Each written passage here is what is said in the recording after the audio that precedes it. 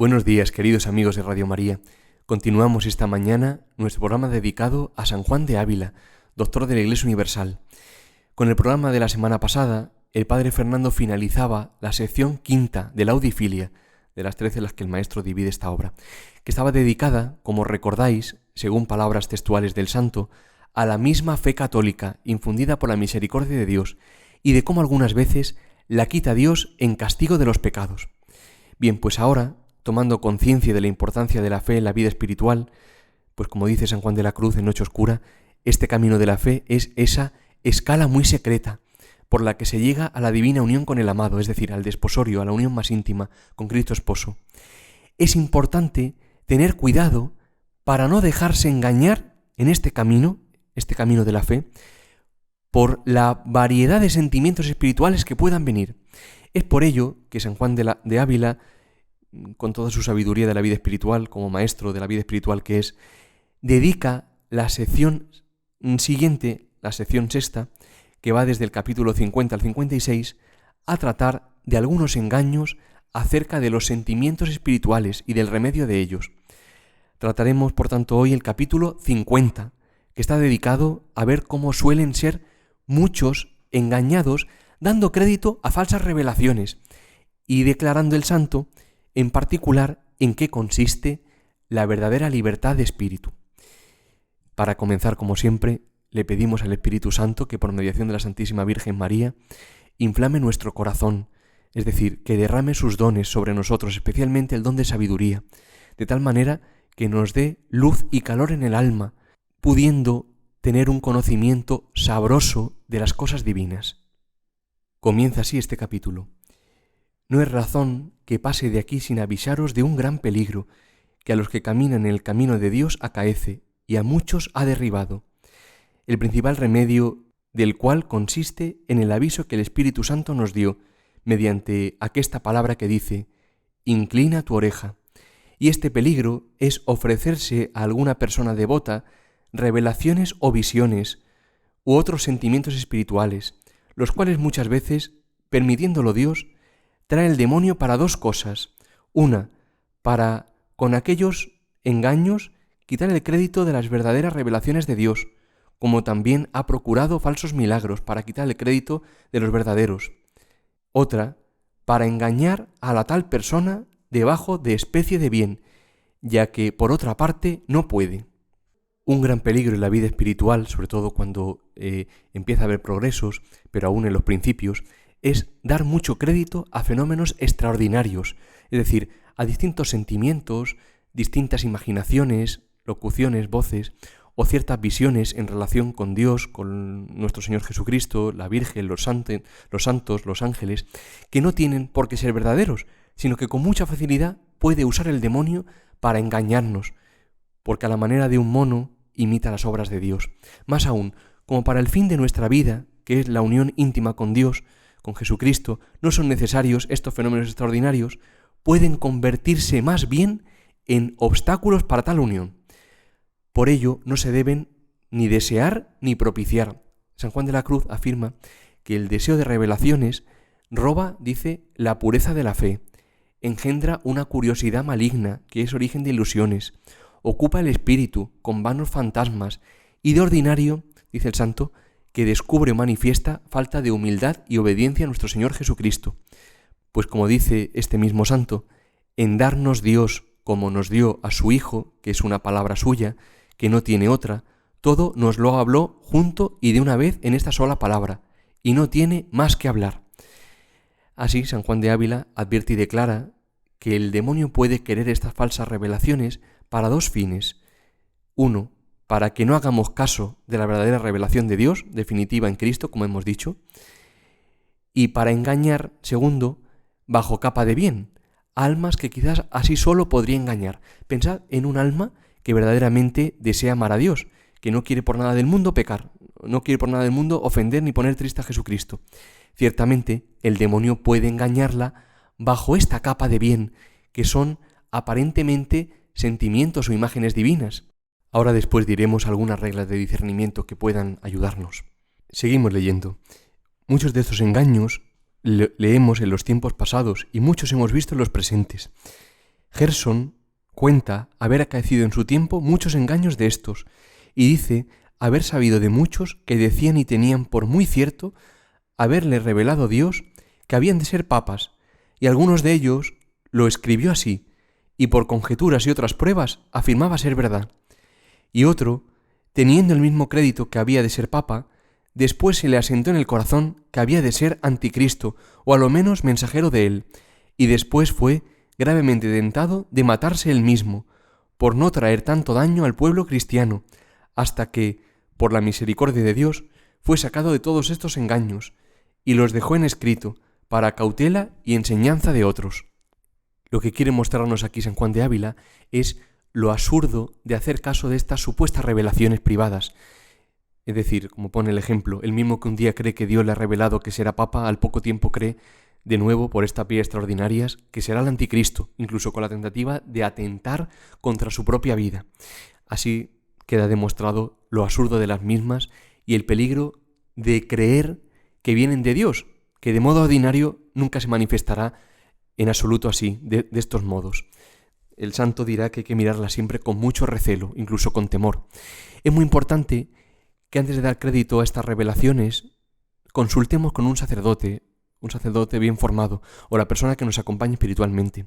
En algunas cartas, San Juan de Ávila es muy estricto y muy práctico en relación a estos fenómenos extraordinarios. Así, por ejemplo, en la carta 4 dirá: «Nunca vi durar mucho en el bien a quien presto lo parla. No hagan caso de revelaciones, ni digan lo que en su corazón siente, sino es a su confesor, y eso no sin necesidad, sino para pedirle consejo, por no ser del demonio engañados».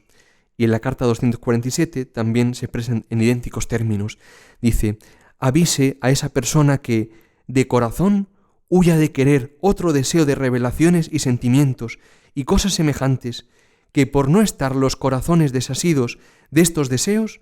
por eso permite el Señor grandes ilusiones». Bien, pues continuamos leyendo este capítulo, donde seguirá San Juan de Ávila poniendo ejemplos de su tiempo, de personas que se han dejado engañar por estas vías extraordinarias. Dice ahora sí: «No han faltado en nuestros tiempos personas que han tenido por cierto que ellos habían de reformar la Iglesia cristiana y traerla a la perfección que a su principio tuvo, o a otra mayor, y el haberse muerto sin hacerlo ha sido suficiente prueba de su engañado corazón, y que les fuera mejor haber entendido en su propia reformación que con la gracia de Dios les fuera ligera, que olvidando sus propias conciencias, poner los ojos de su vanidad en cosa en que Dios no la quería hacer por medio de ellos. Otros han querido buscar sendas nuevas, que les parecía muy breve atajo para llegar presto a Dios, y parecíales que, dándose perfectamente a Él y dejándose en sus manos, eran tan tomados de Dios y regidos por el Espíritu Santo, que todo lo que a su corazón venía no era otra cosa sino lumbre e instinto de Dios. Y llegó a tanto este engaño que, si aqueste movimiento interior no les venía, no habían de moverse a hacer obra buena, por buena que fuese, y si les movía el corazón a hacer alguna obra, la habían de hacer, aunque fuese contra el mandamiento de Dios, creyendo que aquella gana que su corazón sentía era instinto de Dios y libertad del Espíritu Santo, que los libertaba de toda obligación de mandamiento de Dios, al cual decían que amaban tan de verdad que aun quebrantando sus mandamientos, no perdían su amor. En el primer caso, en el primer ejemplo que ponía San Juan de Ávila, podría hacer alusión quizás a Lutero y a los reformadores, a los protestantes, que quisieron reformar la Iglesia sin reformarse primero a sí mismos, a diferencia de los verdaderos reformadores, como fueron Santa Teresa de Jesús y los demás santos del siglo XVI. Y en el segundo caso, podría hacer referencia implícitamente a los llamados en su tiempo alumbrados, personas que, como dice el santo, iban más tras la golosina espiritual, es decir, que buscaban no tanto la cruz, sino el propio amor e interés. Llegados a este punto, podríamos dar dos sencillas reglas de discernimiento respecto a los efectos que estos fenómenos causan en el alma, que, como decíamos, se deben tratar siempre con recelo y mirarse con cautela, pero en cualquier caso, por si nos pueden ayudar. Cuando son de Dios, dice San Ignacio de Loyola y Santa Teresa de Jesús, que si bien al principio estos fenómenos provocan un sentimiento de asombro y de temor, muy pronto se cambia en un sentimiento de profunda paz, gozo y seguridad. Sin embargo, cuando no son de Dios, sino obra del demonio, si bien al principio causan alegría, rápidamente producen turbación, tristeza y desaliento. Segundo, cuando son fenómenos de Dios, confirman al alma en las virtudes de humildad, de obediencia, de paciencia, de conformidad con la voluntad de Dios. Por el contrario, las falsas revelaciones engendran más bien soberbia, presunción y desobediencia. El santo en la carta 158 que escribe Santa Teresa de Jesús dice que si dejan fruto de humildad y conocimiento propio y al mismo tiempo están de acuerdo con la doctrina de la Iglesia, quizás no habría por qué huir de ellas. Proseguimos pues con la lectura continua y comentario de este capítulo. Ahora el santo dará razones para hacernos ver que el Espíritu Santo jamás moverá a no cumplir los mandamientos o hacer cualquier otra obra buena. Dice así: y lo que el apóstol dice, al justo no le es impuesta ley, y que donde está el Espíritu del Señor, allí hay libertad. No se ha de entender que el Espíritu Santo haga a ninguno, por justo que sea, ser libertado de la guarda del mandamiento de Dios, ni de su Iglesia, ni de sus mayores. Antes, mientras más se les comunique este Espíritu, más amor les pone, y creciendo el amor, crece el cuidado y gana de guardar más y más las palabras de Dios y de su Iglesia. Sino, como este Espíritu sea eficacísimo y haga al hombre verdadero y ferviente amador de lo bueno, pónele tal disposición en el alma, cuando con abundancia se da, que no le es pesada la guarda de los mandamientos, antes muy fácil y tan sabrosa, que diga David: cuán dulces son para mi garganta tus palabras, más que la miel para mi boca. Porque como este Espíritu ponga perfectísima conformidad de la voluntad del hombre con la voluntad de Dios, haciéndole que sea un espíritu con él, quiere decir, como dice San Pablo, que tenga un querer y no querer, necesariamente ha de ser al hombre sabrosa la guarda de la voluntad de Dios, pues a cada uno es sabroso obrar lo que ama, tanto que si la misma ley de Dios se perdiese, se hallaría escrita por el Espíritu Santo en las entrañas de ellos, según dice David, que la ley de Dios está en el corazón del justo, quiere decir, en su voluntad, según Dios. Y antes lo había dicho: yo daré mi ley en las entrañas.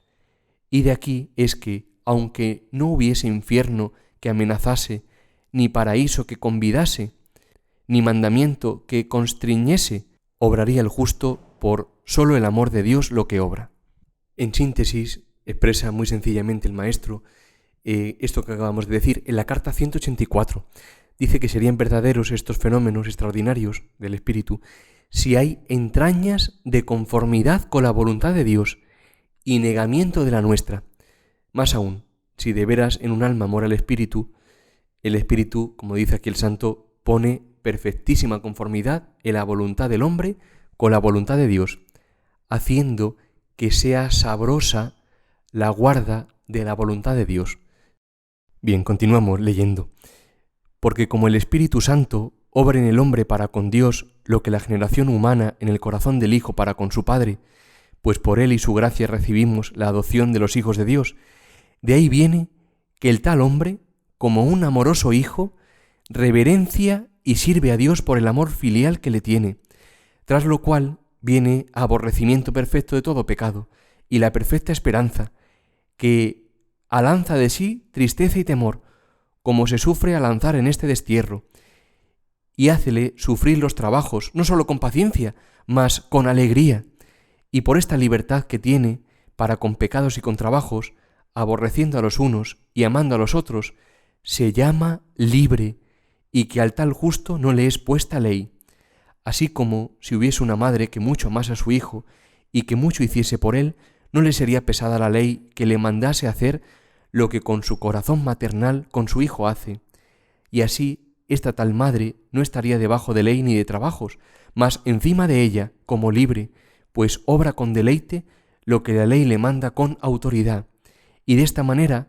hacen los que hemos dicho, cumpliendo la ley con amor,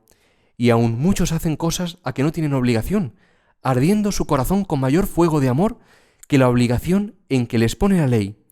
Y así se ha de entender lo que dice San Pablo: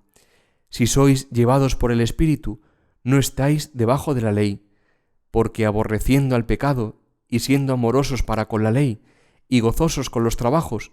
todo lo cual viene de ser guiados por el Espíritu, no les es carga la ley, según es dicho. Todo cuanto hemos dicho radica ciertamente en el amor. Por ello San Agustín escribirá algo que puede parecer atrevido. Ama y haz lo que quieres. No se refiere a que todo se justifique bajo capa de amor, sino que el que ama verdaderamente, es decir, el que tiene infundida por Dios la virtud de la caridad, ciertamente puede hacer lo que quiera, porque al morar Dios en él, le moverá a hacer lo que es grato y agradable a Dios,